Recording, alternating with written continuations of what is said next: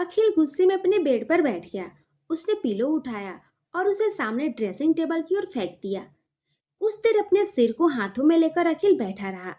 फिर उसने खुद से ही बोला, मुझे इतना गुस्सा क्यों आ रहा है? क्यों जब से मिसेस आहाना गई हैं तब से मैं बेचैन हूँ? क्यों मेरा मन नहीं लग रहा? क्या निया सही कह रही थी? अभी 2 दिन ही तो हुए हैं शादी को। मिसेस आहाना को क्या जरूरत थी अभी से अपने घर जाने की? और अगर चली भी गई थी तो एक दिन का प्रोग्राम बना लेती, फिर वापस आ जाती। लेकिन नहीं, वे तो खुश हैं जाकर। उन्होंने तो मेरे बिना ही बीकानेर जाने का प्लान भी बना लिया। और बीकानेर, वहां जाना ही क्यों है उन्हें? एक तो पहले से ही वे अपने पास्ट से बाहर नहीं आ पा रही, ऊपर से फिर से वे उस शहर में जा रही हैं। नहीं, मैं उन्हें नहीं जाने दे सकता। मुझे उनसे बात करनी होगी। अखिल ने अपना फोन पॉकेट से निकाला और अहाना का नंबर डायल किया, लेकिन अहाना का फोन बिजी आ रहा था। अखिल ने कई बार फोन मिलाया, लेकिन अहाना का फोन बिजी ही था। बिल्कुल परवाह नहीं है मिसेस अहाना को। माना कि हमारी शादी बस एक कॉन्ट्रैक्ट है, लेकिन हूं तो मैं उनका पति ही ना। मैं कब से फोन ट्राई कर रहा हूँ, मेरा फोन उठाना तो दूर, मिसेस अहाना ने खुद से भी फोन करना जरूरी नहीं समझा। और अब पता नहीं किसके साथ बिजी हैं इतनी रात को। गुस्से में बोलते हुए अखिल ने अपना फोन बेड पर फेंक दिया। प्रीति, मैं तुम्हारी कोई मदद नहीं कर सकती।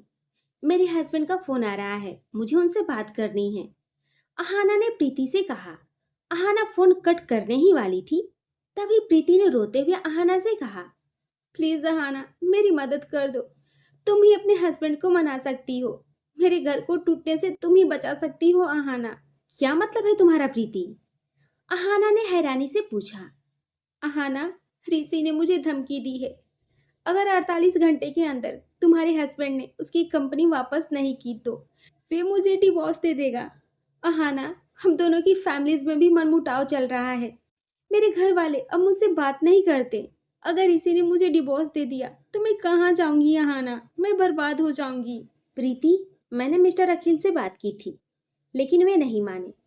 मैं एक बार फिर से बात कर लूंगी, लेकिन वे मानते हैं या नहीं, इस बात की मैं गारंटी नहीं लेती। अहाना ने सीधे सीधे प्रीति से कह दिया। अहाना, प्रीति फोन पर ही बेतहासा रोने लगी थी। अहाना, मैं प्रेग्नेंट हूँ। प्रीति की बात सुनकर अहाना के हाथ से फोन छूट गया। अहाना, अगर इस हालत में टीसी ने मुझे छोड़ दिया तो मैं कहाँ जाऊंगी? मेरे होने वाले बच्चे का क्या होगा? अहाना, मैंने जो भी किया है मैं उसके लिए शर्मिंदा हूँ। मैं तुम्हारे पैर पकड़कर तुमसे माफी मांगने के लिए तैयार हूँ। लेकिन अहाना प्लीज, तुम इतनी पत्थर दिल मत बनो। प्लीज अहाना, मेरा घर टूटने से बचा लो। मेरे लिए ना सही, मेरे होने वाले बच्चे के लिए। प्रीति ने सब बातें रोते हुए फोन पर कह दी। अहाना को प्रीति की सब बातें फोन से सुनाई दे रही थी। अपने आप को किसी तरह संभालते हुए अहाना ने फिर से फोन उठाया और प्रीति से बोली, कांग्रेट्स प्रीति। अगर बात तुम्हारे या तुम्हारे हस्बैंड की होती तब शायद मुझे इतना फर्क नहीं पड़ता, लेकिन तुम्हारे अंदर एक नन्ही सी जान है जो अपने माँ बाप के किए हुए छल कपट से अनजान है। मैं नहीं चाहती कि उसके सिर से उसके पिता का साया हट जाए, इसलिए कैसे भी करके मैं मिस्टर अखिल को मना लूंगी कि वे तुम्हारी कंपनी वापस कर दे। मैं जानती हूँ कि इस वक्त तुम बीकानेर में हो। मैं खुद तुम्हें सभी पेपर्स कल बीकानेर में ही दे दूंगी। बस उसके बाद मुझे कभी भी कॉल मत करना। इतना कहकर अहाना ने फोन कट कर दिया। एक बार फिर से ऋषि और प्रीति का दिया हुआ धोखा, वो कॉलेज में हुई इंसल्ट अहाना की आंखों के आगे आ गया। लेकिन आज अहाना के मन में उस बात का दुख नहीं था, बल्कि उसके चेहरे पर सुकून था। बहुत अच्छा हुआ जो ऋषि ने उसे खुद ही धोखा दे दिया, क्योंकि अहाना ने तो ऋषि को पहचानने में गलती ही कर दी थी। जो इंसान अपनी बचपन की दोस्त को, अपनी पत्नी को सिर्फ अपने बिजनेस के लिए छोड़ सकता है, वे भी उस हालत में जब वे उसी के बच्चे की मां बनने वाली है, वो इंसान और किस हद तक गिर सकता है? अहाना ने खुद से ही कहा। आज अहाना को ऐसा महसूस हो रहा था जैसे उसके दिल से कोई बोझ उतर गया हो। ऋषि से मिला धोखा अब तक अहाना को परेशान करता था, लेकिन आज अहाना खुश थी। उसे सही वक्त पर ऋषि के बारे में पता चल गया था। अहाना का मन अब पूरी तरह शांत था। ऋषि नाम का साया उसके दिलो दिमाग से पूरी तरह से निकल चुका था। तभी अचानक से अहाना को अखिल का ध्यान आया। अहाना अखिल से पहली मुलाकात से लेकर अब तक की सभी बातें याद करने लगी। कोई इंसान इतना अच्छा कैसे हो सकता है? मैं तो उनसे प्यार भी नहीं करती, उन्हें पति होने का हक भी नहीं दिया, और वे बिना कुछ कहे हमेशा मेरा ध्यान रखते आए हैं। मेरी कंपनी उन्होंने बचाई, मेरे कुछ कहे बिना ही मेरी इंसल्ट का बदला ऋषि और प्रीति से ले लिया। बदले में कुछ एक्सपेक्ट भी नहीं करते मुझसे। अहाना अखिल के बारे में यही सब बातें सोच रही थी। अहाना के चेहरे पर मुस्कुराहट आ गई थी। अचानक से उसे ध्यान आया कि अखिल का फोन कई बार उसके फोन पर आया था जब वे प्रीति से बात कर रही थी। अहाना ने अपने सिर पर हाथ मारा और बोली, अखिल को फोन करना तो मैं भूल ही गई। वे भी मुझे बार बार कॉल कर रहे थे। शायद उन्हें कुछ जरूरी काम हो। मैं अभी कॉल करती हूँ उन्हें। खुद से कहते हुए अहाना ने अखिल का नंबर मिला दिया। अखिल अभी भी बेड पर लेटा हुआ था और अहाना के बारे में ही सोच रहा था। तभी उसका फोन रिंग हुआ। अखिल ने फोन उठाया तो अहाना का फोन था। अखिल के चेहरे पर एक चमक आ गई और वे झट से बेड से उठ बैठा। एक सेकंड की देर किए बिना अखिल ने फोन उठा लिया और बोला, hello Mrs Ahana. Hi Mr Akhil. Ahana ने भी कहा, मिल गया वक्त आपको बात करने का? अखिल ने नाराज होते हुए कहा। अखिल का इस तरह से बात करना अहाना को थोड़ा सा अजीब लगा, लेकिन फिर भी उसने जवाब दिया, मैं आपको फोन करने ही वाली थी, लेकिन फिर किसी का फोन आ गया। बहुत लंबी बात हो गई ना उससे? अखिल ने फिर से कहा, हाँ शायद। अहाना ने कहा, आपने भी तो मुझे दिन भर में फोन नहीं किया मिस्टर अखिल। अहाना ने भी नाराज होते हुए कहा, मैं मैं क्यों फोन करता? आप अपनी मर्जी से अपने घर गई थी। अखिल ने हल्के से गुस्से में कह दिया। अहाना को भी गुस्सा आने लगा था। वे भी गुस्से में बोली, तो अब क्यों कर रहे थे फिर फोन? अहाना की बात सुनकर अखिल को याद आया कि उसे अहाना से बीकानेर न जाने के बारे में बात करनी है। मैंने मैंने निया को निशांत से बात करते हुए सुना था। आप कल बीकानेर जा रही हैं और आपने मुझे बताना भी जरूरी नहीं समझा। अखिल को बीकानेर जाने की बात पता चल चुकी है। ये सुनकर अहाना थोड़ा हैरान हो गई। वे मन ही मन सोचने लगी कि क्या उसे इसी वक्त अखिल को प्रीति के फोन के बारे में बता देना चाहिए या फिर सुबह तक का इंतजार करना चाहिए। अहाना यही सब सोच रही थी कि दूसरी तरफ से अखिल ने फिर से कहा, भले ही आप इस शादी को शादी नहीं मानती मिसेस अहाना, लेकिन आप कहाँ जा रही हैं, क्यों जा रही हैं, किसके साथ जा रही हैं, ये सब बातें जानने का मैं हक तो रखता हूँ ना? अखिल की बात सुनकर अहाना को थोड़ा सा अफसोस हुआ। जाने अनजाने में ही अखिल का दिल दुख गया था। अहाना को अखिल के लिए बहुत ही बुरा लग रहा था। आई एम सॉरी मिस्टर अखिल। निशांत ने अचानक से ही प्लान बना लिया। मैं आपको फोन पर बताने ही वाली थी, लेकिन आपको पहले ही पता चल गया। अखिल ने कुछ नहीं कहा। अहाना समझ गई थी कि अखिल नाराज हो चुका है। मिस्टर अखिल, अहाना ने हिम्मत करके पूछा, क्या मैं जा सकती हूँ? अहाना के इस तरह से अखिल से पूछने पर अखिल के दिल में तो हलचल होने लगी थी। उसके चेहरे पर मुस्कुराहट आ गई थी, लेकिन वे नहीं चाहता था कि अहाना जाए। इसलिए अखिल ने भी हिम्मत करके कह दिया, मिसेज अहाना, अगर मेरी बात की वैल्यू है तो मैं यही चाहूंगा कि आप ना जाएं। अहाना को अखिल से इस जवाब की उम्मीद नहीं थी। लेकिन क्यों मिस्टर अखिल? अहाना ने हैरानी से पूछा। मैं नहीं चाहता कि उस शहर में जाकर आप फिर से पुरानी बातों को याद करके परेशान हो। अखिल ने अपने मन की बात अहाना से कह दी। एक बार फिर से अहाना के दिल में अखिल के लिए इज्जत और बढ़ गई थी। अभी भी अखिल को अहाना की ही परवाह थी, उसकी फिक्र थी। अहाना के चेहरे पर मुस्कुराहट थी। मिस्टर अखिल, मेरा जाना जरूरी है। ऐसा क्या काम है वहाँ मिसेस अहाना? मिस्टर अखिल, मुझे कल बीकानेर में प्रीति से मिलना है। अहाना ने आंखें बंद करके हिम्मत करके अखिल से कह दिया।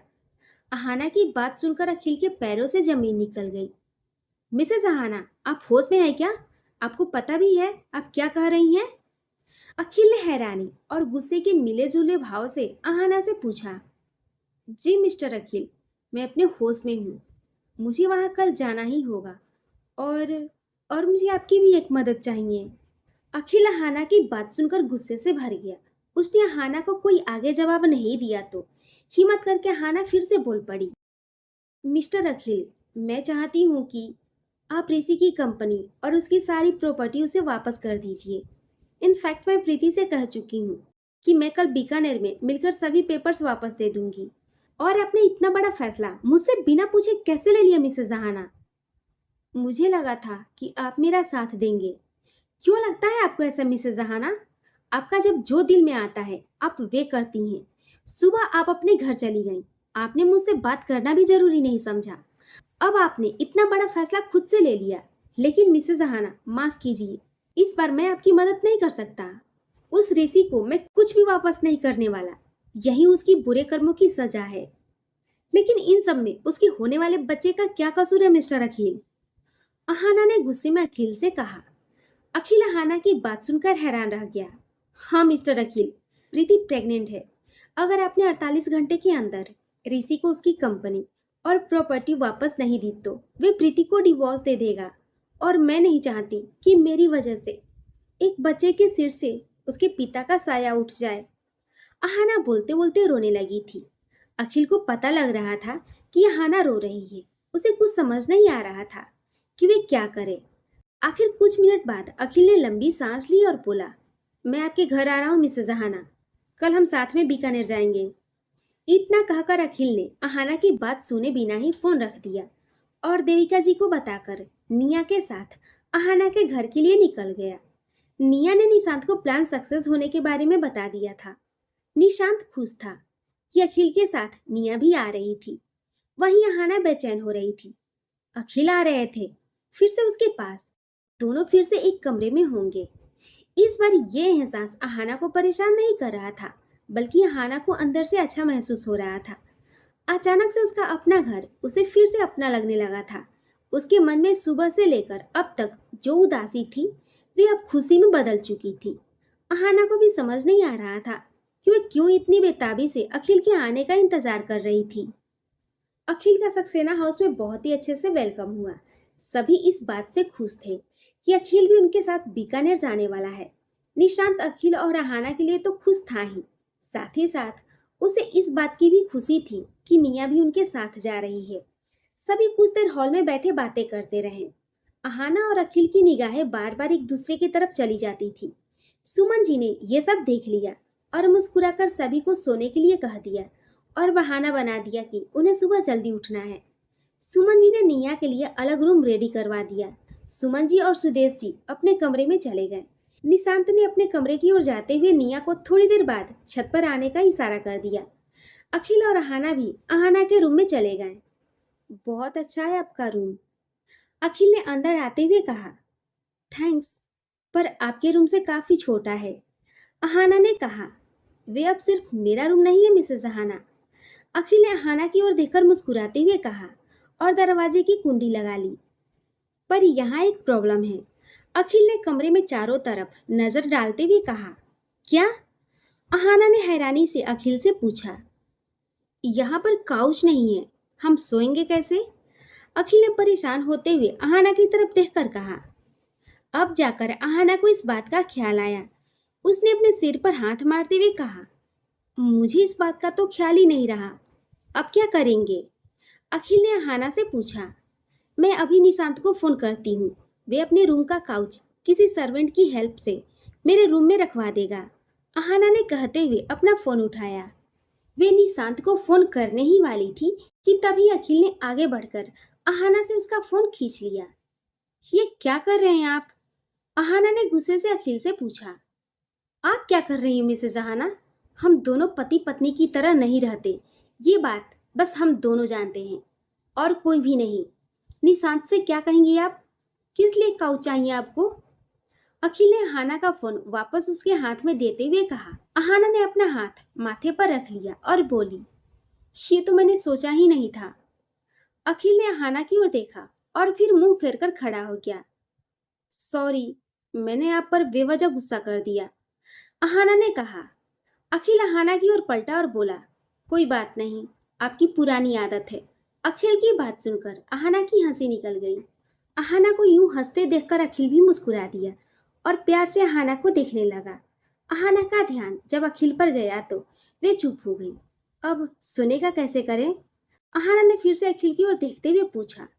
एक काम करते हैं, मैं यहाँ जमीन पर एक चादर बिछाकर सो जाऊंगा और आप बेड पर सो जाइए, अखिल ने कहा। क्या?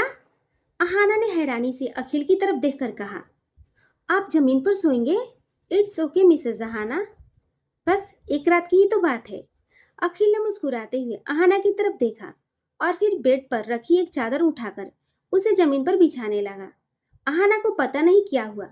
वे आगे बढ़ी और उसने अखिल के हाथ से चादर खींच ली। आप जाइए और जाकर बेड पर सो जाइए, मैं यहाँ नीचे सो जाऊंगी। आप कैसी बातें कर रही हैं मिसेज अहाना? मैं आपको नीचे कैसे सोने दे सकता हूँ? मैं भी आपको नीचे नहीं सोने दे सकती। मिसेज अहाना, आप बहस मत कीजिए।